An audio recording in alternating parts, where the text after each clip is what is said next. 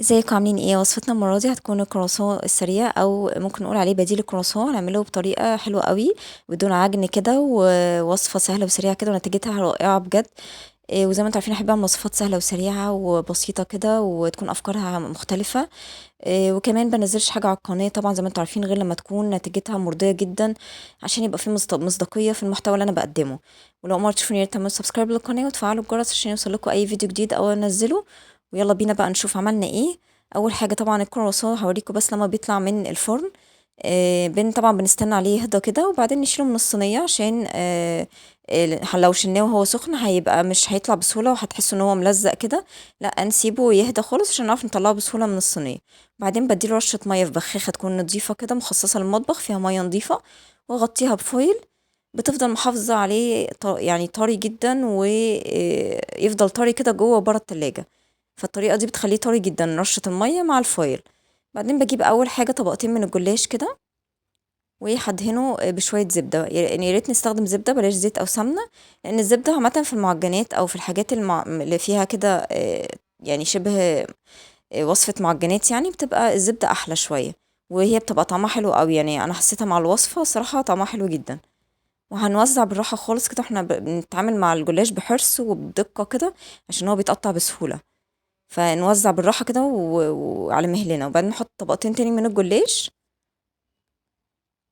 نتأكد بس ان هما يعني محطوطين فوق بعض بالظبط، ما يكونش حاوت شمال قوي ولا حاوت يمين قوي، يعني فاهمين اللي هما متناسقين فوق بعض بالظبط.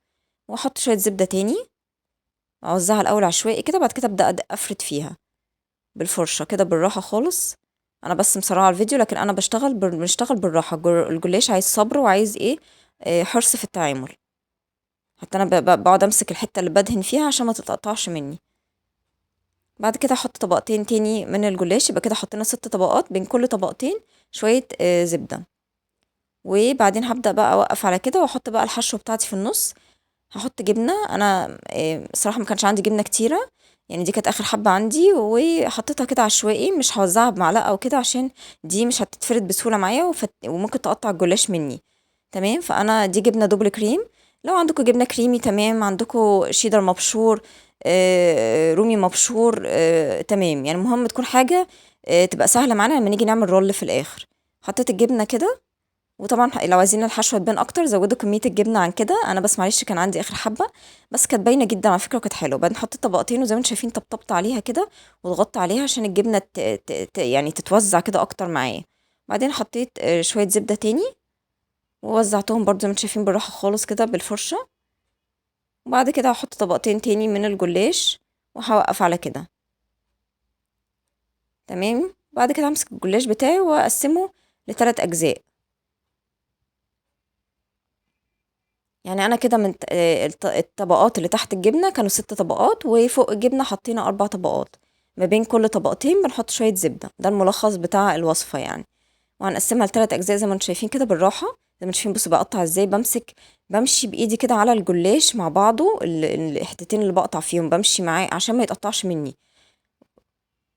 فاهمين؟ وبشيل اول جزئين كده وبمسك اول الجزء الاولاني، بشيل الجزئين التانيين وبمسك الجزء الاولاني. وبصوا زي ما انتم شايفين برضو بقطعه بحرص كده وما افضل ماشيه بايدي كده. هقطعه بالعرض كده لمثلثين، وهبدا ارول كده بالراحه واضغط عليه كده عشان يبقى رفيع وحلو.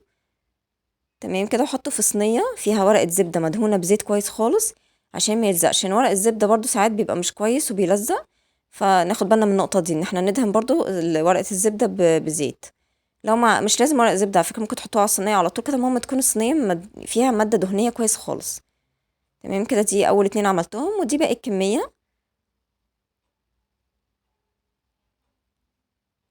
تمام كده، وبعدين هديها دهنة. انا حطيت بيضة مع نص كوباية لبن، مش هحط ملح ولا فلفل اسود لان هكتفي بالجبنة انها حادقة لوحدها مش محتاجة.